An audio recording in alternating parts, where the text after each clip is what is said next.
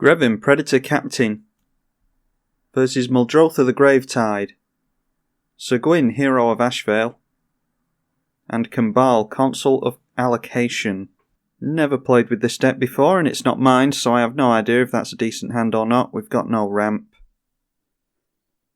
Well, we've got lands at least, so let's keep that.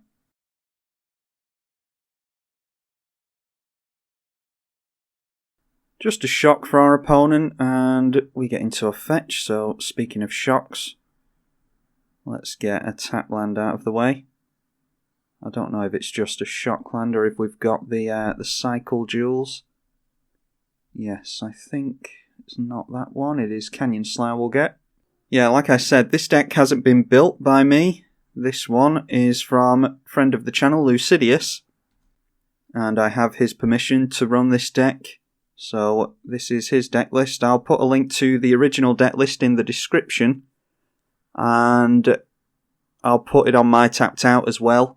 I think I've changed like 2 or 3 cards maybe. Nothing too noteworthy. I've put like Rogue's Passage in there, and I can't remember what else I've changed, but you can compare between the 2 deck lists if you want to. And this is actually the deck that nearly took us out in the Yorvo game, thanks to Golos' mass ramp. So if you haven't seen that game, then be sure to go and check it out. We draw into Terminate. Let's grab ourselves a Badlands, and we'll just hold up Terminate, I think.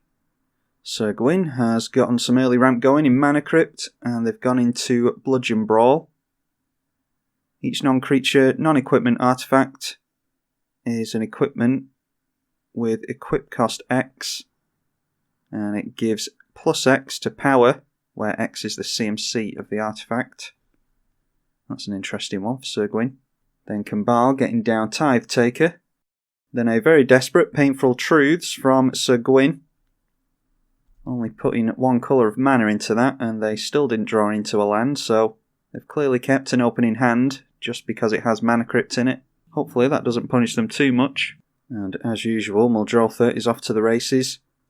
A Fraying Sanity, and they have decided to enchant themselves. At the beginning of each end step, the enchanted player mills X, where X is the number of cards put into their graveyard this turn.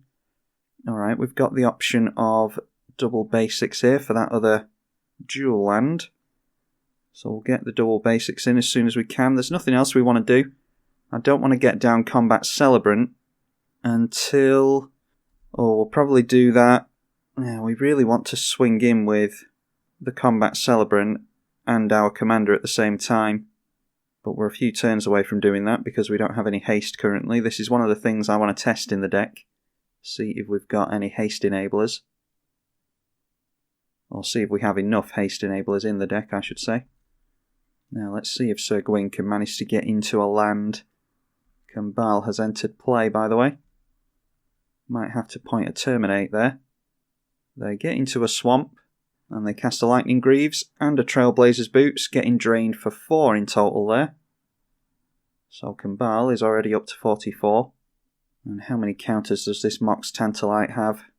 Oh, it's going to be cast this turn. I did buy this card, but I haven't run it yet because it's one of those cards that you either want to cheat in with Cascade or you want to play it in the early game. And at any other time, it's not going to be a good draw. But it's good to see our opponent getting some use out of it here. They've got 3 cards left in hand, and their graveyard is empty. So Muldrotha getting off to a fast start, but if they go for their Muldrotha here, I will terminate it. Okay, so DC. That's a very good form of mill, and in my experience, Muldrotha always wants to keep Sidisi around. Then deciding to tap out and pass the turn.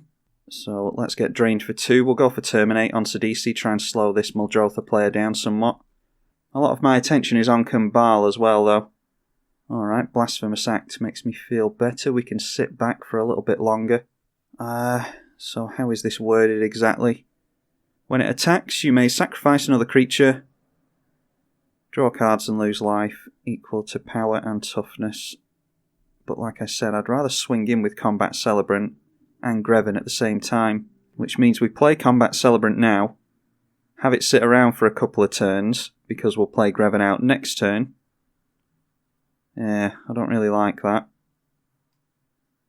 I'm just going to be really slow and pass the turn. Mesa Enchantress, so I suppose we know what type of deck Kambal has built here. Expecting to see lots of enchantment removal and things like that. And Type Taker swinging in at Syr Gwyn. And Kambal is going in at the Muldrotha player. Syr Gwyn just getting down a scry land. And now we'll see what Muldrotha wants to do with all this mana. What is in their graveyard anyway. They've got an Entomb, the Sidisi we blew up, some lands. Sidisi Undead Vizier, that's relevant. A tutor in the graveyard. That can sacrifice itself when it comes in as well, so not only can you cast it multiple times from the graveyard, but it tutors every single time you do that as well. And then a Life and Death as well. I imagine we just see Muldrotha here. Although they might not play it into open Rakdos mana. Well, they are doing. Completely tapping out for a Muldrotha. And they have apparently not played a land yet, so getting one out with Llanowar Wastes. Okay, a Lupine Prototype. That's actually quite good. It means we don't have to worry too much about our Combat Celebrant yet. So let's go for our Commander. I was going to hold off and go for Blasphemous Act after another turn cycle because I think Syr Gwyn might come out this turn.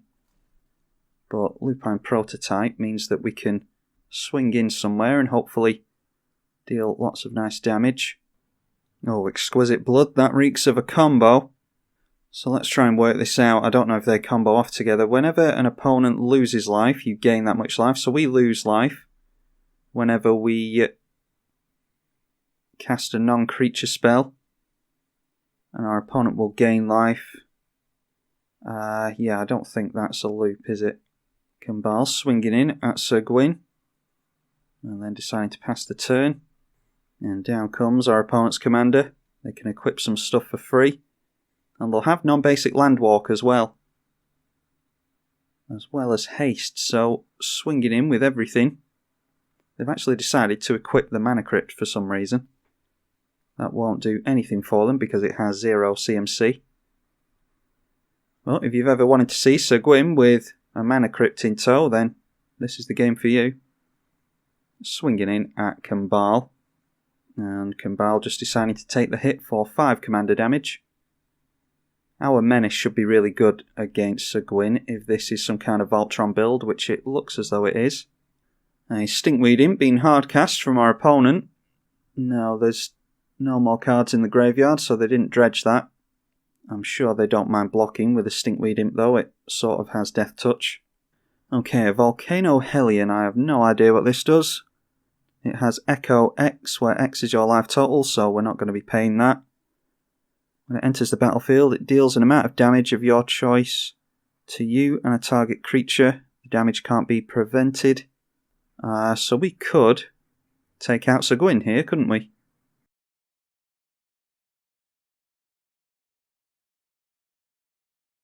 Or we could just draw a bunch of cards. Yeah, let's just go in for Lupine Prototype and try and keep making land drops. I think with that we could play it. It deals an amount of damage of our choice to us and a target creature. We take enough damage to put 21 points of commander damage on Syr Gwyn. And then just go for lifelink with this. And that takes a player out, but I think that puts everyone's attention on us. So let's go in at the Orzhov player. And then Greven's ability goes on the stack. We sacrifice the Lupine Prototype to draw 5 and lose 5. And Exquisite Blood triggers there. And now we'll see if our opponent wants to block. I doubt they'll block with the Mesa Enchantress and the Tithe Taker actually, so it might be worth using... Oh, we can't use Hatred, can we?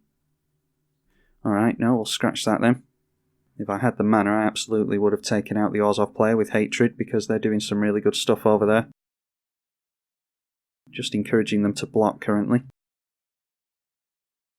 They choose not to block. So they take 10 points of commander damage, And they've got 5 from Syr Gwyn. Now let's drop our land for the turn. Look at all the cards we drew and we only got into 1 land. So if we go Rakdos Signet, then we can go into Swiftfoot Boots after that. Yeah, that's a nice bit of sequencing, I think. And we're going to get drained as well when we do that. So our commander is going to go up in power, but a bit too late for that, I think. But it is going to be good to have some haste on the board. Oh, this actually, I just noticed this affects all of our artifacts, doesn't it? Which means we're going to be able to equip our own artifacts for a buff, which might actually be relevant. Put the boots on our commander to give it some protection at least, and then we'll pass the turn. Feeling good about the amount of mana we've got now. And then we have to discard something. Solemn is decent card draw, but I like everything else that's in our hand, to be honest, so I don't really like discarding Solemn, but I'm going to. Weathered Wayfarer from the Kambal player. And they're still at 48 life, even though they've taken some big hits. Shows how much life they're gaining. And they've got 4 cards in hand and 1, 2, 3, 4, 5 mana held up. So maybe they've got spot removal, utter end, things like that. Have to be wary of that. Ooh, Stonehewer Giant for the Syr Gwyn opponent. And this has Vigilance, doesn't it? Yeah, so they're going to have 2 creatures to block our Greven with now. Just going to hope that Muldrotha doesn't play another creature, because if we swing in there with those 2 creatures in play, I doubt they're going to double block. That's the good thing about Greven's Menace. Alright, Cross and Grip going on to the Lightning Greaves. I think it would be worth looking at what Stonehewer Giant goes for first. But it might be that this encourages our opponent to go for a Swiftfoot Boots instead of a Sword of Feast and Famine or something like that.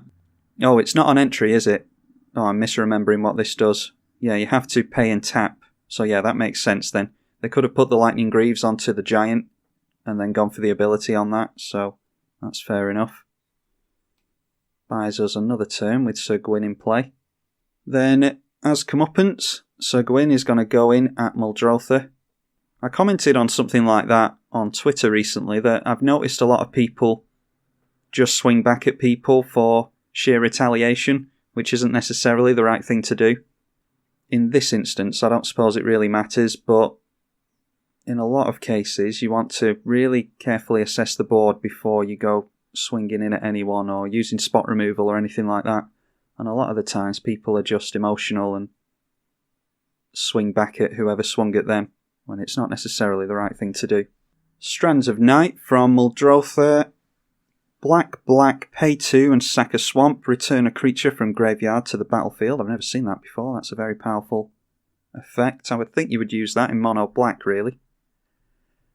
But they've got a couple of swamps to make use of that with if they want to. And Kambal, thanks to this exquisite blood that keeps triggering, they are up to 65 life. Oh wow, and they're going for the Strands of Night now. Let's see what they're reanimating, yep. Muldrotha decks really love Sidisi. I've noticed that they'll put a lot of effort into getting the Sidisi out because it's one of the best ways to self-mill. So bumping Kambal up to 69 life in order to get their Sidisi back into play. And the fact that they were willing to do that tells me that they're not willing to block with Stinkweed Imp and Sidisi. Let's see if they sacrifice Stinkweed Imp for the dredge here. Or if they sacrifice Sidisi to herself, the tutoring Sidisi we're talking about now. Yep, they go for Stinkweed Imp. So what I was saying there was that I don't think they would have blocked with Stinkweed Imp and Muldrotha, or Stinkweed Imp and Sultai Sidisi, because they don't want to lose either of these creatures, but I think they would absolutely block with a Stinkweed Imp and Death Touch Sidisi. Now the question is, would they block with this and one of these other creatures? Then deciding to swing in with Muldrotha towards Syr Gwyn and Stonehewer Giant. They might be trying to encourage them to block here, maybe double block. I don't know what the plan is there, really. They have just made a tutor, but they've only got access to a single blue. Maybe if they double block and then they pongify one of the creatures, maybe that's the plan. But if they want to block our Greven, they're going to have to do it with their Sidisi that they just put so much effort into reanimating. Who knows if they'll actually do that or not. And there we go. Some self-mill from the Fraying Sanity will trigger the Sidisi. And that gets them into a zombie, so I think they will absolutely double block with Death Toucher and Zombie. So that means that we're going to have to swing somewhere else, I think. Might be time for a Blasphemous Act soon enough. Or we could go to take out Syr Gwyn. Or maybe even Kambal. We can make Kambal double block twice and get rid of all their creatures. But do they have spot removal is the question. Let's drop our Mind Stone. And bear in mind we haven't played a land yet, so we're going to have to hope... Oh, and the Kambal is actually buffing our Greven, isn't it? Yeah, I forgot about that. Every time we lose life, we get that much of a plus to our power. Alright, so we go like that. And we'll play out the Combat Celebrant. We have to remember that we haven't played a land yet. So we can go Swiftfoot Boots onto Combat Celebrant, then back onto Greven after attacks. And then we can go Cruel Feeding. So yeah, let's try that. I'll hold up the Shinka just in case we can give a legendary creature first strike with that. But what we're aiming for is double combat steps here. Okay, I noticed a pause on the Orzhov player's turn there, so I think they're absolutely holding something up. So in this case, I'm going to go in at... Where are we? Exert onto the Mardu player. And then Greven will trigger, and we will sacrifice the Combat Celebrant. Combat Celebrant has untapped our commander. We will sacrifice that because it won't untap during the second combat step. And then we'll see if our opponent wants to double block here. We've gotten into another land as well, by the way, which is relevant. Okay, they are deciding to double block. So I think we want rid of Stonehewer Giant first.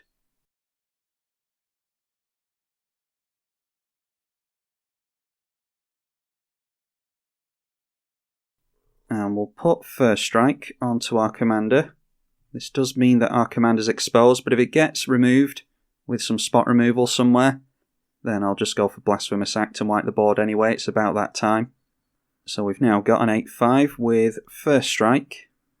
Could have played the deck much quicker than this and taken out a player earlier on, but I don't really like the idea of doing that.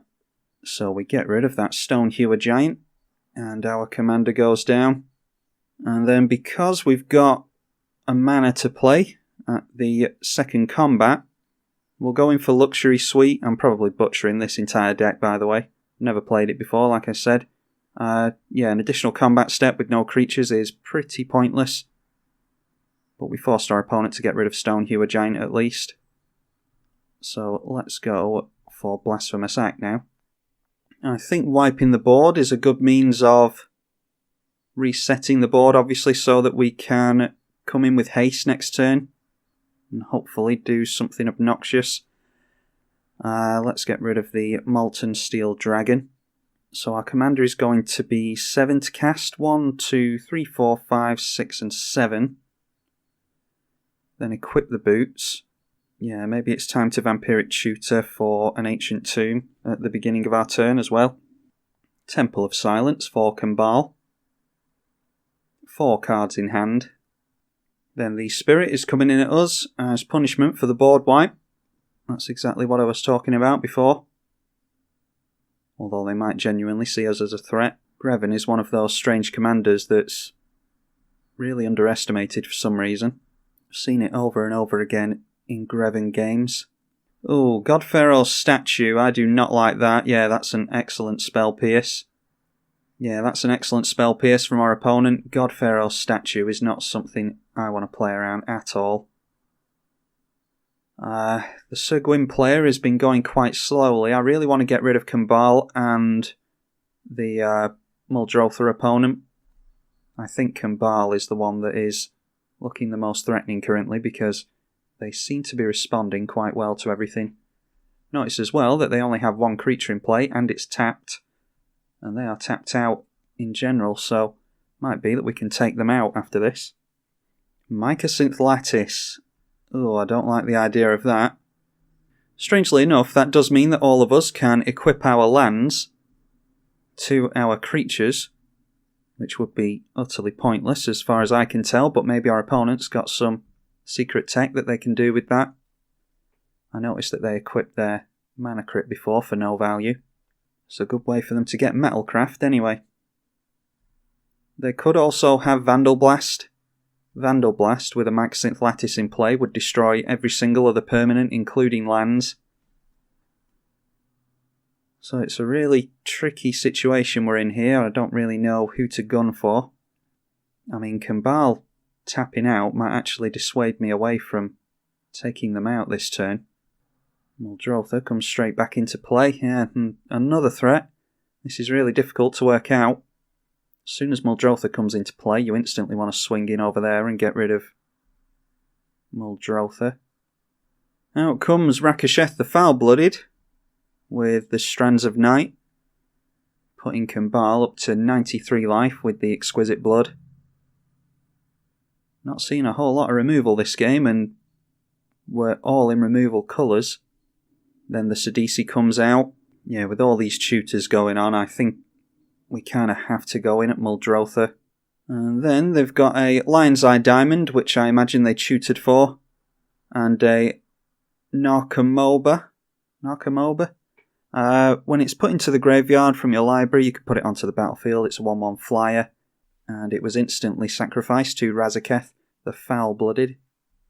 Alright, Muldrotha taking a while to tutor something up there, but I can't remember how many tutors they've gone for now. They went for Sidisi and then Razaketh, so that's 2 this turn alone.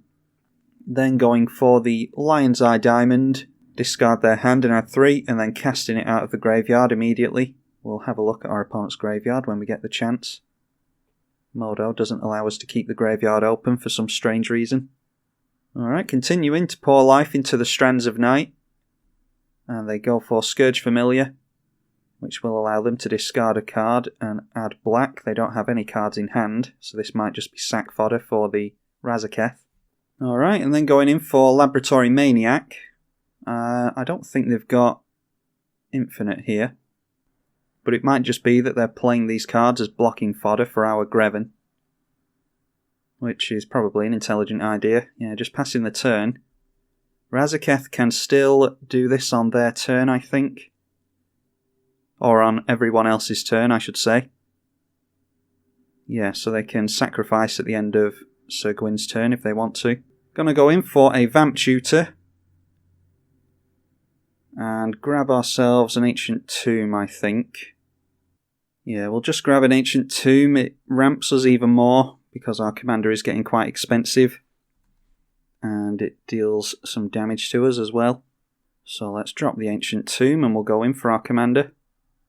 Alright, so then we've got a 9/5 Greven. Let's have a look through this graveyard and see if we're worried about anything. There's a Stinkweed Imp. Lion's Eye Diamond. Yeah, they've got Sidisi for more tutoring. That's all I'm really worried about there. Underrealm Lich is good, but there's nothing to worry about, I don't think. Fraying Sanity we already knew about. Imprisoned in the Moon. Dream Halls, Sidisi is in there still. Yeah, I don't think we're worried about anything other than that Sidisi that can tutor. What I would like to do here, well, we're going to have to put haste onto our commander. Don't kill it, Syr Gwyn. Okay, there we go. They've left a white open, so I'm worried about Swords to Plowshares. Yeah, so let's just swing in at the Syr Gwyn player. No, we won't. We'll swing in at the Orzhov player, because I don't want to lose my commander. We cannot sacrifice a creature, unfortunately. And the question is, do I hold on to the Cruel Feeding or not? I mean, if Muldrotha comes in at us, we're going to lose a hell of a lot of life. So I think we have to show that to our commander. So let's gain 9 life here. It means that we can lose some more life to things like Wall of Blood and Volcano Hellion. It also puts a buff on our commander. That is +1 and lifelink. Not quite taking our opponent out of the game. But it does bump us up to 28, and I'm hoping that the 2 white players can actually deal with Razaketh and some other stuff as well. We're pretty light on spot removal here currently. Vampiric Tutor from Kambal. So we might be seeing a board wipe coming up here. Hopefully it's not Austere Command or Merciless Eviction. They could name artifacts on that and wipe the board of all permanents. I don't see why they'd do that, but there's a lot of strange people out there. Okay, looks like they've gone for Sorin, Grim Nemesis. And it's noteworthy that if they get over 100 life, they could actually take 2 players out of the game if they get into Aetherflux Reservoir.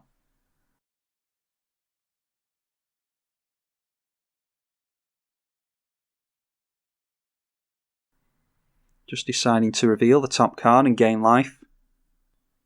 And of all the cards, they reveal Avacyn, Angel of Hope. So they're going to deal 8 damage to all of us. That nearly takes Muldrotha out of the game. They are at 1 life. Contrary to Kambal, who is at 115 life. And then the Spirit. Razaketh is a flyer, so they can just chump block that. Razaketh. This is flying, isn't it? A Spirit flying, yeah. And, that has flying as well. So they've got 2 flyers. Tried to get the last point of damage on our opponent, but weren't able to. So losing a Spirit for no reason there. Then just deciding to pass the turn. They've got open mana again, 2 cards in hand. And Syr Gwyn and Muldrotha are at a frighteningly low life total. At least they can't use the Strands of Night anymore. And Syr Gwyn only needs 2 hits from the Mana Crypt, and they're gone as well. A Vulshock Battlemaster. 2/2 with haste. When it enters, attach all equipments on the battlefield to it. Ah, I see. That's what the plan is. Nice combination there. Oh, and that is one messed up board. Pretty much what's happened here is because of, I think that's it. Yeah, because of the Bludgeon Brawl, it has made all non-creature, non-equipment artifacts into equipments. That tied with the Mycosynth Lattice makes every permanent on the board an equipment. And so what that means is that that creature just came down and equipped every permanent in play to itself. Now, our opponent doesn't have control of all the equipments. I think that's it, yep, a 32-2. And I don't know if that just swung in. It does have haste. It looks like Muldrotha has been taken out of the game. I think. I can't actually figure out what's going on here.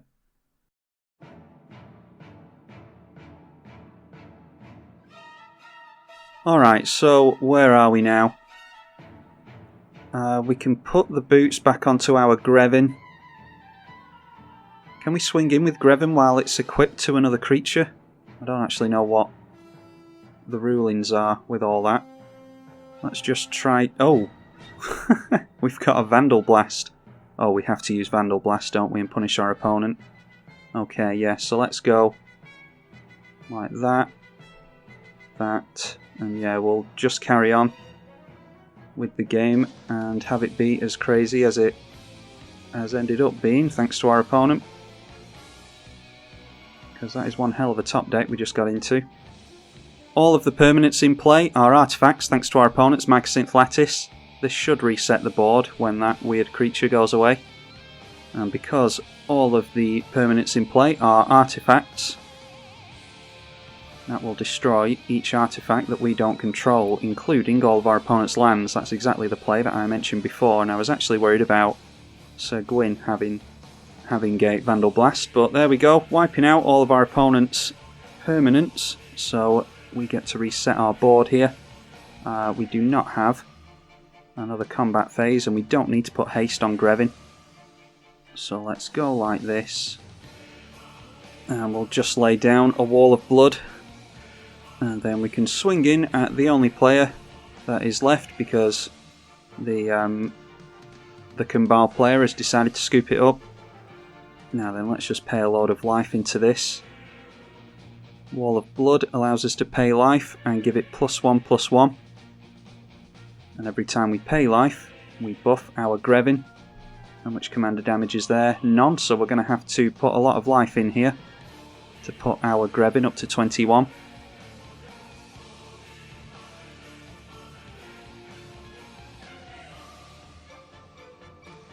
And there we are, we've taken our commander up to 21. We are absolutely not going to sacrifice the Wall of Blood because that would kill us with its 16 toughness. We'd draw 14 cards, but we'd lose 16 life. So luckily that's a May ability and we can say no. And we hit our opponent for 21.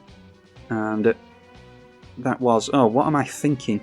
I just did all that for no reason because our opponent's at 6 life, yeah. I've got it stuck in my head that we have to deal commander damage with Greven to win. So apologies to my opponent for wasting his time. I had no idea what I was doing there apparently. Yeah, we only had to deal 6 damage to our opponent. Let's reveal our hand there as well. Seems like a very good sport. Our opponent was yeah, very fun to play against there.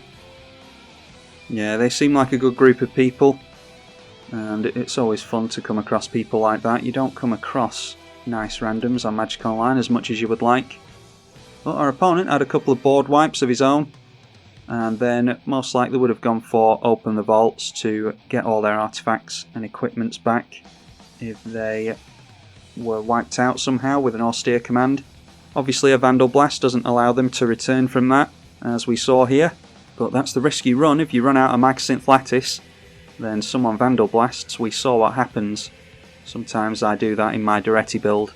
A little bit of a clunky game there. Like I said, it's the first time that I have played with Greven, and it's a bit of a weird one to wrap your head around. I don't really think there's any other commander like this one, but it is incredibly powerful, and I'll have to get a few more games under my belt with him to really work out the best interactions and things like that.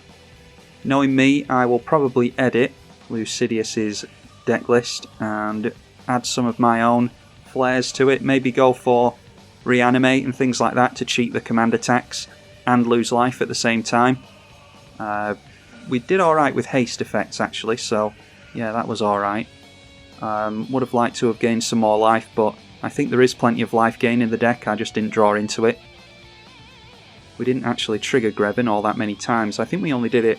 oh, we did it twice, didn't we, off the Combat Celebrant and the Lupine Prototype. So, yeah, I suppose we did draw a lot of cards, actually, now that I think about it.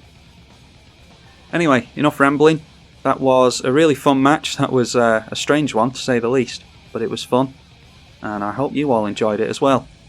A big thank you to Lucidius for giving me the deck list and allowing me to play it on the channel, and you should all be sure to thank him for that as well, because it's not always easy for me to whip together deck lists and things. I've got a hell of a lot to do with this channel, so I can't make all the decks that I want to make in a short space of time, so stealing a deck list from one of the viewers is helpful sometimes. Anyway, thank you again. Hope you all enjoyed it. I'm Tribalkai on the EDH channel. Thank you for watching.